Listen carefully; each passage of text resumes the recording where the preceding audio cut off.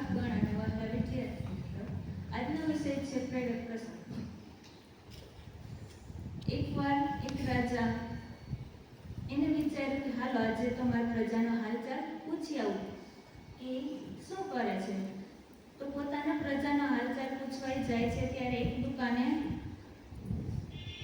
દુકાનદાર ખૂબ ગરીબ હતો અને રાજાને વિચાર્યું કે આ એક જ કેમ ગરીબી કેમ, બાકી બધા તો એટલા ગરીબ નથી.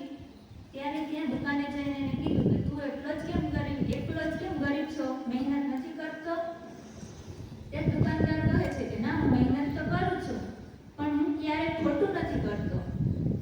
તો રાજાએ પોતાનો સોનાનો સિક્કો પોતાના એ દુકાનદારને આપ્યો અને કીધું, અલે હવે તું સારી રીતે કમાજે અને મહેનત કરજે.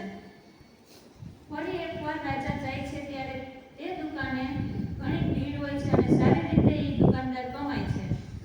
ત્યારે રાજા પૂછે છે કે આ સોનાના સિક્કાથી જો ઘણો લાભ થયો ને? દુકાનદાર કહે કે હા, સોનાના સિક્કાથી લાભ થયો. તો રાજા પાછું કહે છે કે ના, એ સોનાના સિક્કાથી નહીં પણ તારી ઈમાનદારીથી લાભ થયો છે, કે તું ઈમાનદારથી બધું આપતો, ઈમાનદારથી કમાતો, એટલા માટે તને લાભ થયો છે. એટલે હંમેશા ઈમાનદારીથી રહેવું. Thank you.